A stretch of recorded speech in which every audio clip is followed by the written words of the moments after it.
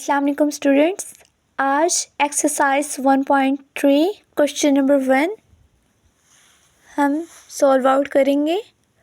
तो हमारे पास question number 1 है, which of the following matrix are conformable for addition. तो वो कह रहा है कि नीचे दिए गए जो हमारे पास मैट्रिक्स हैं, यानी नीचे तो हमारे पास matrix A B C D E N दिया गया है, उनमें से कौन सा मैट्रिक है जो एडिशन यानी प्लस होने के लिए कन्फॉर्मेबल है, यानी कि मौजू है। मिसाल के तौर पर अगर हम ए को बी के साथ प्लस करते हैं तो क्या ये कन्फॉर्मेबल है? सी को ई के साथ, डी को एफ के साथ, इज़ दिस पॉसिबल? इनमें से कौन सा जो मैट्रिक है वो एक दूसरे के साथ प्लस किया जा सकता है? तो हमने एडिशंस ऑफ मैट्रिक्स में एक रूल पढ़ा है, that matrix addition is possible only if the order of the given matrix are same. यानी जो एडिशंस है मैट्रिक्स की तभी पॉसिबल है जब the order of the given matrix are same, यानी जो उनके अंदर जो ऑर्डर्स दिए गए हैं वो सेम होने चाहिए, डिफरेंट नहीं होने चाहिए। यानी हम ए को बी के साथ प्लस नहीं कर सकते क्योंकि इनके ऑर्डर ऑफ मैट्रिक्स सेम नहीं है। तो आज की इस वीडियो में हम एक्सरसाइज 1.3 क्वेश्चन नंबर 1 को सोल्व आउट कर रहे हैं, जिनमें हमने मैट्रिक्स को सोल्व आउट करना है कि इनमें से कौन से जो मैट्रिक्स हैं वो एडिशन के लिए कन्फॉर्मेबल है, यानी जमा करने के लिए मौजू हैं। तो मैट्रिक्स के रूल्स के हवाले से हमें इनके ऑर्डर्स चेक करने हैं। तो हम A B C D E F matrix के ऑर्डर्स जो हैं वो हम नीचे लिख लेते हैं। हम पहले ऑर्डर्स लिख लेंगे और फिर हम देखेंगे कि कौन से ऑर्डर्स सेम है और फिर हम इसको सोल्व आउट करेंगे। ओके, तो इन मैट्रिक्स को फाइंड आउट करने के लिए कि कौन से मैट्रिक्स जो हैं वो आपस में मौजू हैं यानी कन्फॉर्मेबल हैं एडिशन के लिए, तो हम इन जो मैट्रिक्स हमें दिए गए हैं, matrix A B C D and F, हम इन मैट्रिक्स के ऑर्डर्स जो हैं वो नीचे लिख लेते हैं ताकि हमें पता चल सके कि कौन से जो हैं एडिशंस के लिए कन्फॉर्मेबल हैं। तो हम स्टार्ट करते हैं। बेसिकली क्वेश्चन ये है यहाँ पे कि ऑर्डर ऑफ मैट्रिक्स होता क्या है। तो एक मैट्रिक्स के अंदर जितनी रोज़ हैं और जितने कॉलम्स हैं हम उन्हें ऑर्डर ऑफ मैट्रिक्स कहते हैं, ठीक है। तो हम देखते हैं मैट्रिक्स ए, इसके अंदर हमारे पास 2 रोज़ हैं और 2 कॉलम हैं, 2 रोज़ और 2 कॉलम, तो ये हमारे पास 2/2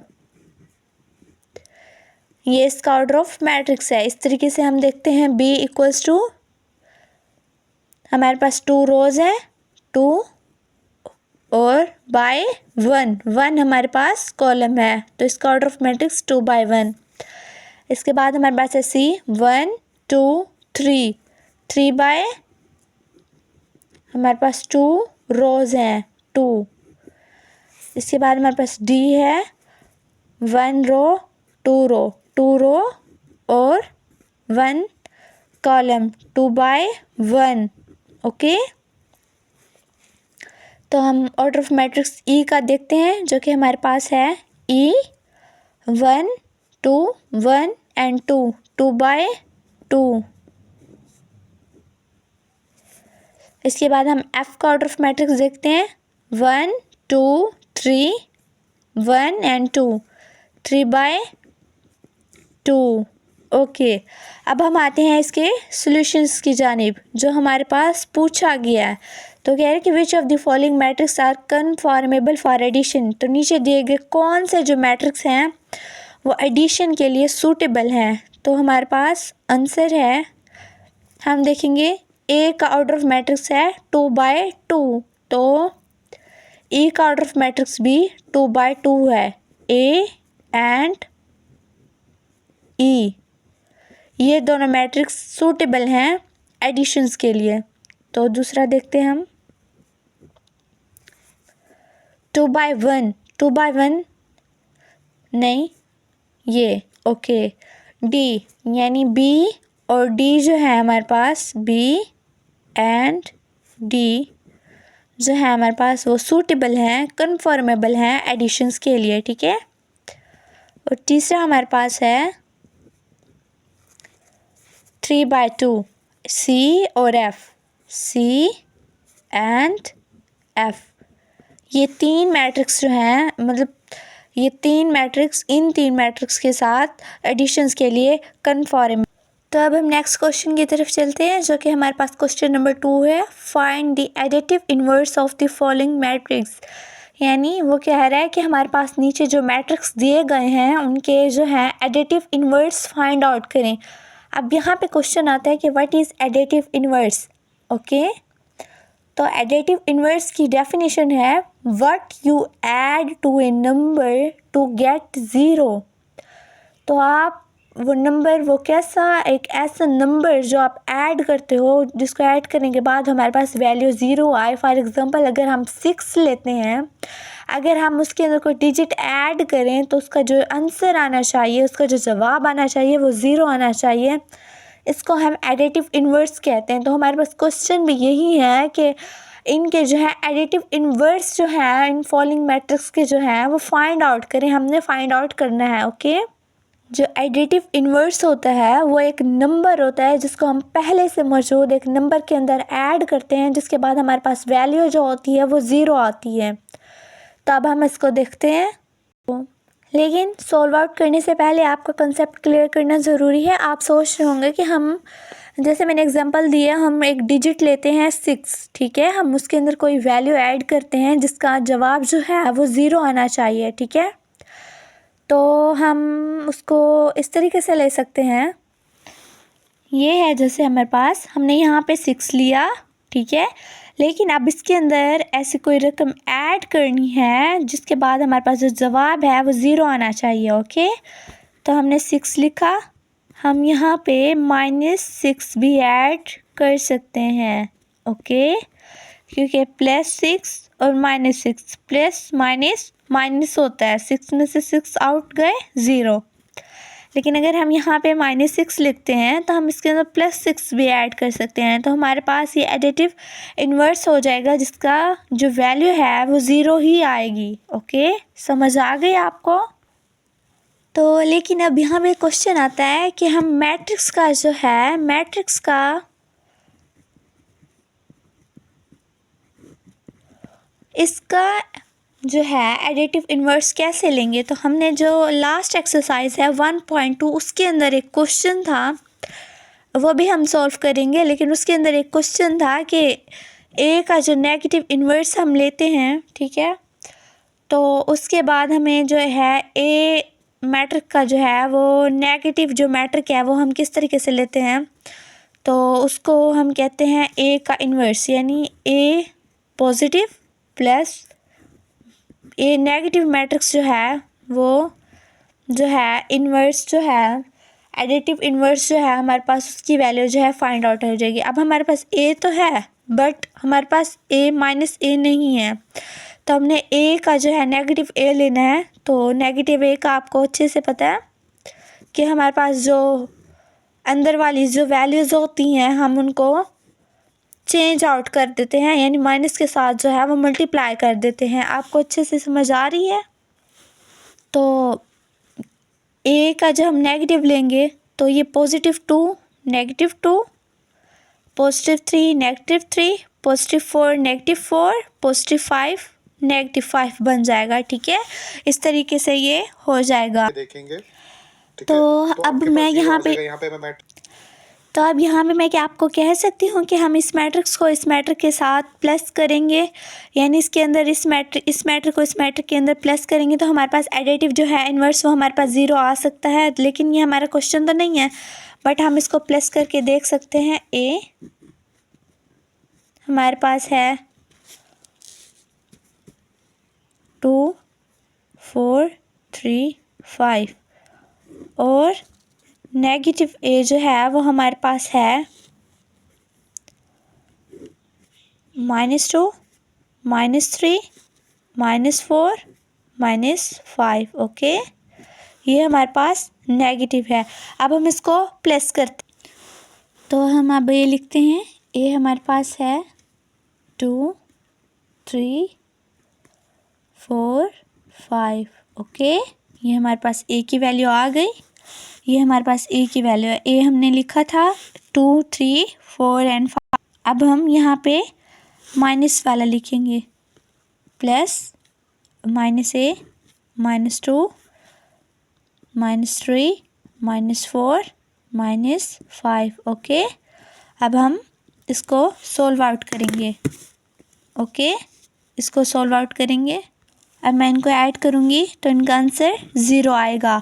आपको इसकी समझ आ गई? अब हम अपने क्वेश्चंस की तरफ, ये हमारे क्वेश्चंस हैं। अब हमने इनमें एडिटिव इन्वर्स जो हैं वो फाइंड आउट करने हैं कि हमारे इन जो मैट्रिक्स के जो एडिटिव इन्वर्स हैं वो कौन से हैं। ठीक है, तो अब चलते हैं अपने क्वेश्चंस की तरफ।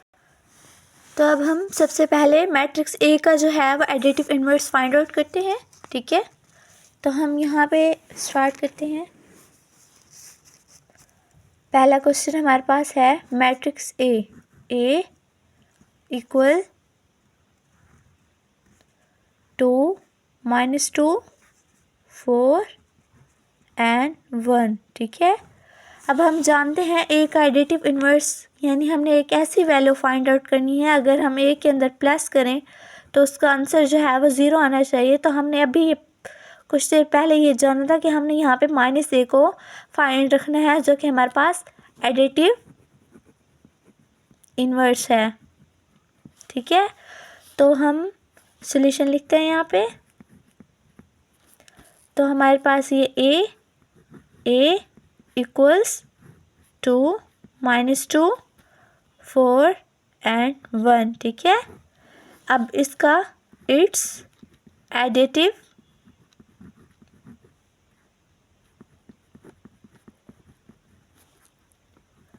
Inverse is -a।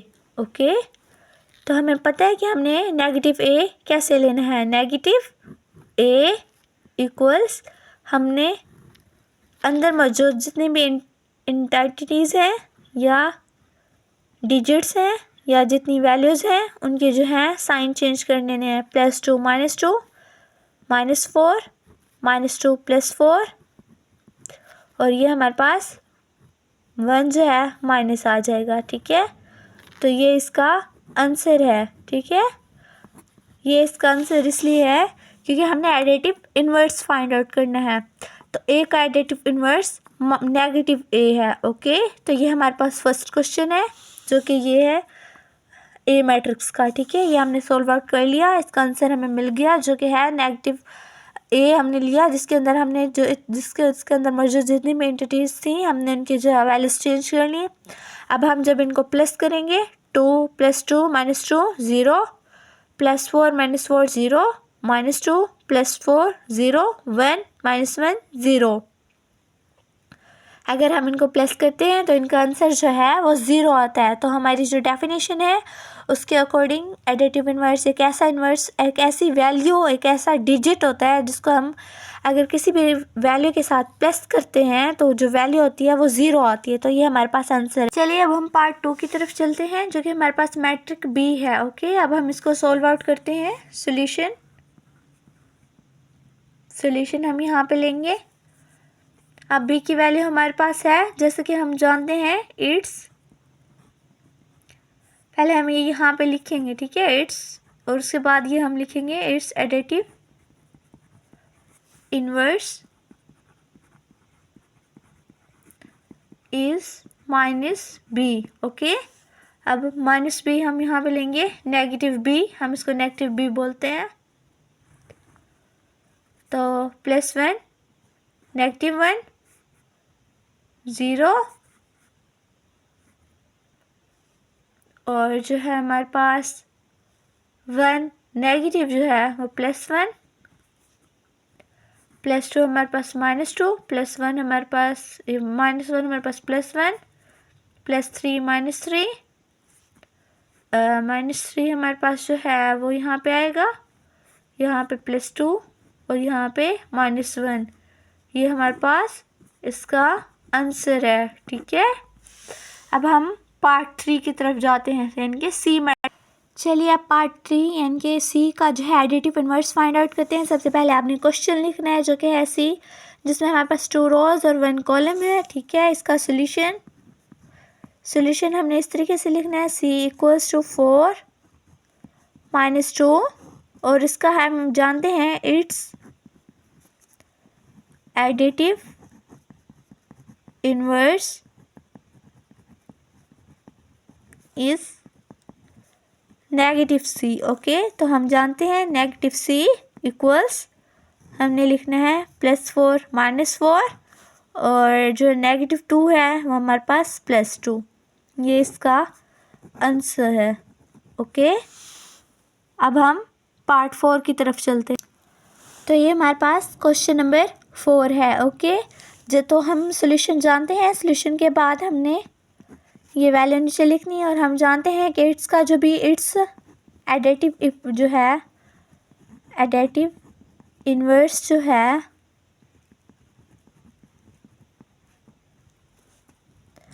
वो -d यानी नेगेटिव d है। ओके, तो हम यहाँ -d लिखेंगे, नेगेटिव d, और उसके बाद +1 यहाँ पे -1, +3, -2, 0 एज इन 0, -2, +2 एंड +1, -1।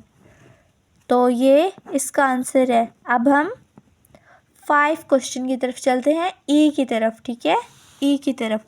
अब हमने ई का जो है एडिटिव इनवर्स जो है वो फाइंड आउट कर, तो ये हमारे पास ई की वैल्यू आ गई, ई का जो मैट्रिक्स हमें दिया गया है क्वेश्चन के अंदर। ठीक है, अब हम इसका सॉल्यूशन लेते हैं। ठीक है, ई इक्वल्स 1 0 0 1। ओके, अब हम जानते हैं it's additive inverse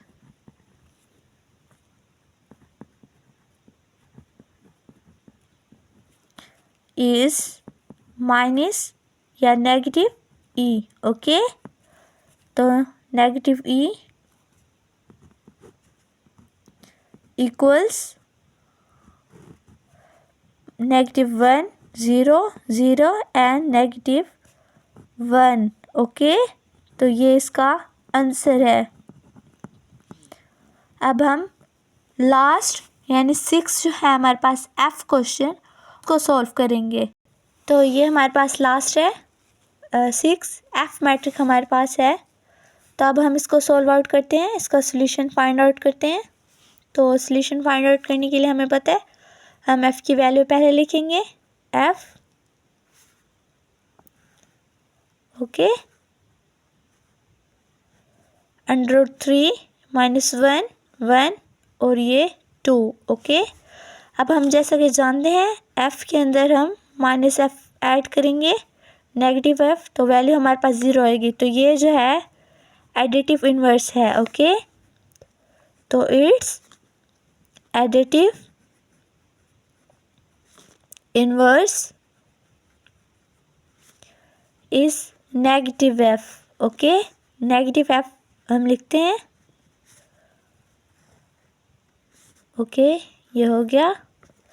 under root positive में लिखा हुआ है, तो हमने -√3 -1, ये +1 और ये अंडररूट पे माइनस और ये 2, ये इसका आंसर है। ओके, तो ये हमारे क्वेश्चन जो हैं एक्सरसाइज 1.3 क्वेश्चन नंबर 2 हमने एडिटिव इनवर्स जो है उनका फाइंड आउट कर लिया। अब हम क्वेश्चन नंबर 3 की तरफ चलते हैं। एक्सरसाइज 1.3 क्वेश्चन नंबर 2 हमने अच्छे से सॉल्व आउट कर लिया। अब हम नेक्स्ट वीडियो में क्वेश्चन नंबर 3 को अच्छे से सॉल्व आउट करते हैं। उम्मीद करती हूँ आपको ये वीडियो बहुत अच्छी लगी होगी।